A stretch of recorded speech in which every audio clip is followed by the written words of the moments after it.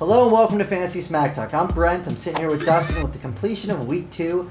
Yourself and probably everyone in your league is trying to start making some trades. So that's what this video is going to be about. Guys you should be looking to buy and guys you should be looking to sell. Now before we get into it, we do want to give one piece of advice. If you're 0-2, it's not time to panic, but you should be trying to get some trades done this week. Take a look at your team, see where you can upgrade, and just see if you can get something worked out. If not, see how things go on Sunday. If you do end up going 0-3, then yes, it's time to panic, time to shake things up. And on the opposite end of that, if you're 2-0, that doesn't mean you should just sit back and not do anything with your team. You should be trying to get some guys, buying some guys low that are going to help your team later.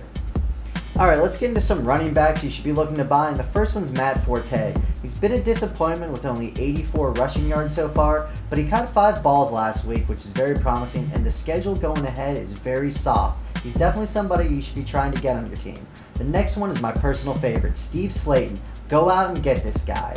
He played the Jets defense, it looks for real under Rex Ryan, and then a Tennessee defense which is historically great against the run. Throw out some feelers, see if you can grab him. Next is Steven Jackson. He hasn't gotten into the end zone this year, so his owners might be getting a little bit frustrated. Don't worry, he's going to find the end zone. If you can get him on your team now, that's a great value. And last is Brandon Jacobs. Last Sunday, everyone watched him on the Sunday night game, and he didn't do too well. But if you're in a touchdown-heavy league, he's the guy to go out and get, actually. Now let's go over some guys we think you should be selling high. First two are pretty big names in Chris Johnson and Frank Gore. Don't forget, Chris Johnson was very inconsistent last year, and Frank Gore is an injury risk. We think you should try to trade these guys now when you get full value for them. I think you'd be surprised how much you could get for these guys right now.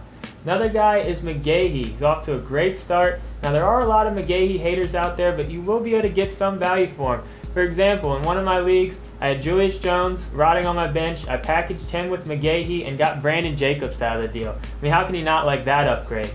And the last guy I want to talk about is LT. Now I know why you're wondering, why is he on this list? You know, who's going to give me value for LT? The only reason I put him on this list is because for those 0-2 teams that have LT, you should try to trade him now. Just see what you can get for him. Because coming up, LT might not even play this week. Then he has Pittsburgh. Then he has a bye.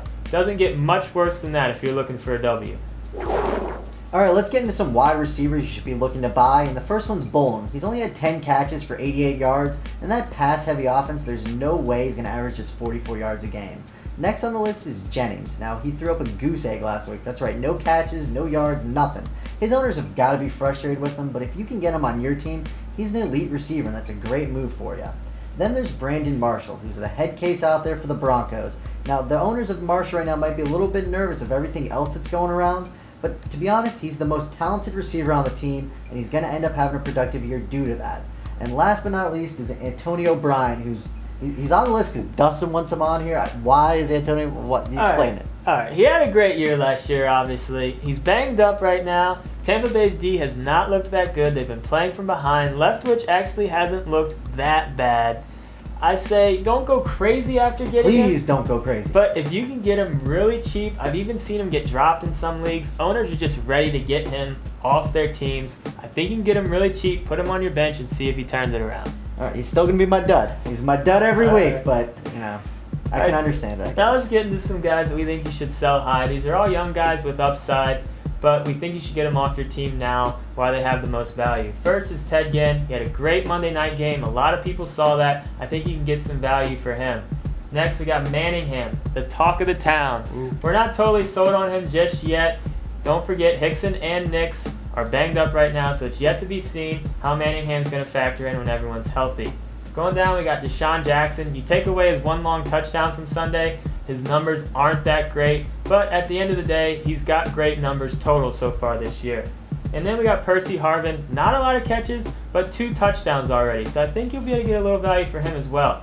Now, we don't think you're going to be able to get much value for these guys by themselves, but if you package them with another guy in a 2-for-1 trade, it might be just enough to get the other owner to want to pull the trigger on the trade.